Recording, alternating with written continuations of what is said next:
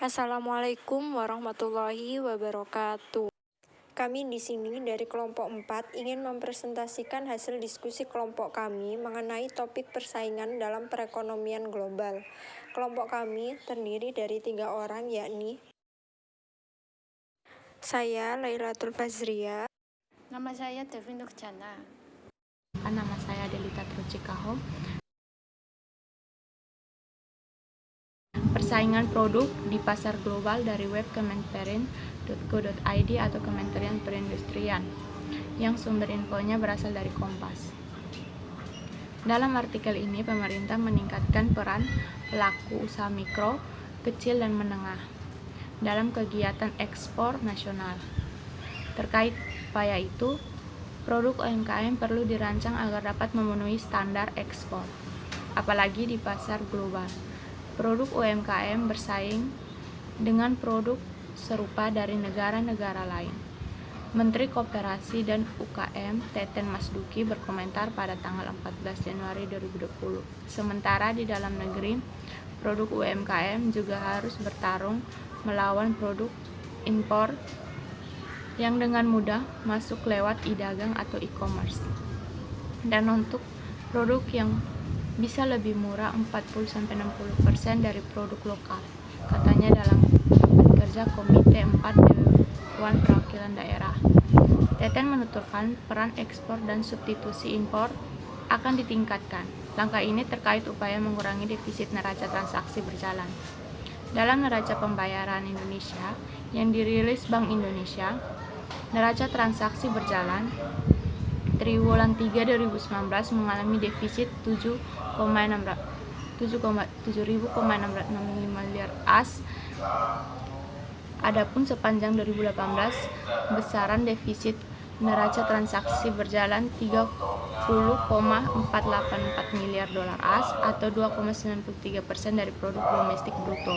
Teten menuturkan UMKM di Indonesia baru berperan menyumbangkan 14,5% terhadap ekspor nasional. Presiden mendorong agar ekspor UMKM di Indonesia dapat meningkat 2 kali lipat dari sekarang pada 2024. Jadi estimasi kami sekitar 30%, ujar Teten. Ketua Komite 4 DPD Elviana menuturkan UMKM masih menghadapi berbagai persoalan, diantaranya meningkatkan kemampuan usaha.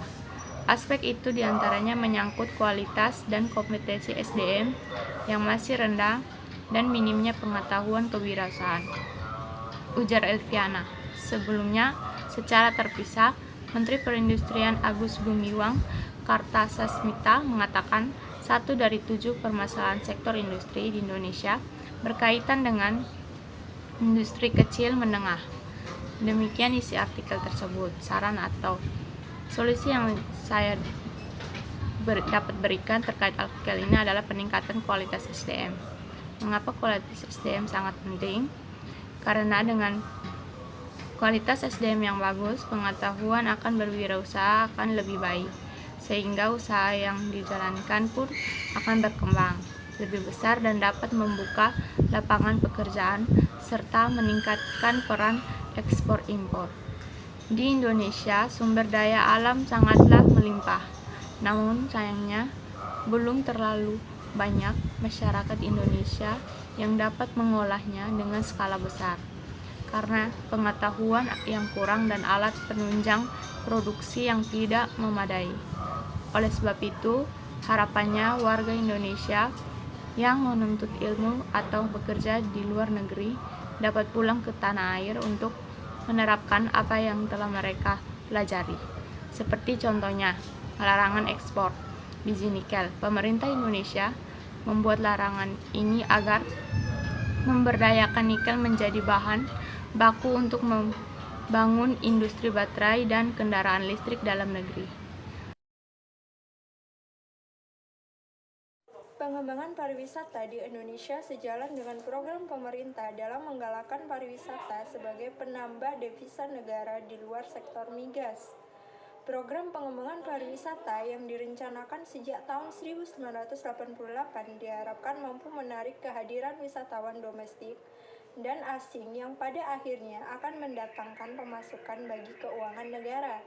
Pengeluaran belanja oleh wisatawan diharapkan meningkatkan pendapatan penduduk setempat. Keuntungan lain adalah dibangunnya infrastruktur penunjang menuju lokasi wisata tersebut, termasuk transportasi, penginapan, bahkan pertokoan. Di samping itu, semakin terbukanya wawasan masyarakat tentang dunia luar akibat interaksi langsung antara penduduk setempat dengan wisatawan, baik domestik maupun asing. Pembangunan sektor kepariwisataan daerah merupakan bagian dari pembangunan daerah secara keseluruhan. Hal ini diharapkan dapat memberikan dampak positif, seperti terbukanya kesempatan kerja, meningkatkan pendapatan daerah dan masyarakat, serta dapat mengarahkan kegiatan positif bagi masyarakat dan generasi muda. Meski mengalami pertumbuhan jumlah wisatawan baik mancanegara maupun domestik, saat ini penyebaran wisatawan terbanyak masih menumpuk di Pulau Bali, Jakarta, dan Kepulauan Riau. 30% ke Jakarta dan sekitarnya dan 20% ke Kepulauan Riau, sedangkan sisanya 10% yang tersebar ke tempat seperti Borobudur, Toraja, dan Raja Ampat. Hal ini sangat disayangkan karena Indonesia dengan lebih dari 17.000 pulau, keragaman sumber daya dan budaya membuat para wisatawan juga mengunjungi destinasi wisata.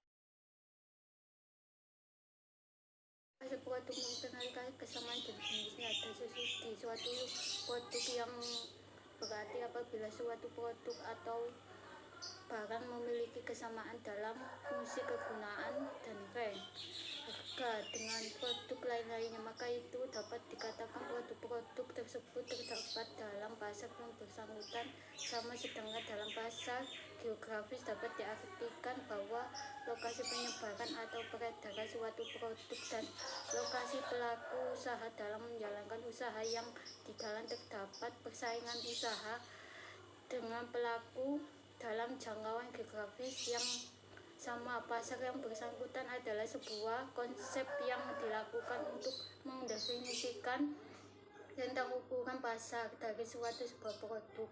Komisi Pengawasan Persaingan Usaha atau KPU sebagai lembaga yang berwenang mengawasi kegiatan persaingan usaha di Indonesia telah dilakukan penyelidikan lebih lanjut terkait dugaan tindakan persaingan usaha tidak sehat yang dilakukan sejumlah pelaku usaha yang menjual masker dengan harga yang tinggi di tengah-tengah pandemi COVID ini. Namun berdasarkan penyelidikan tersebut, KPUU mengeluarkan siaran pers KPUU. Sekian dari kelompok kami, mohon maaf apabila ada kesalahan dalam penyampaian materi kami. Billahi fisabilil haq, fastabiqul khairat. Wassalamualaikum warahmatullahi wabarakatuh.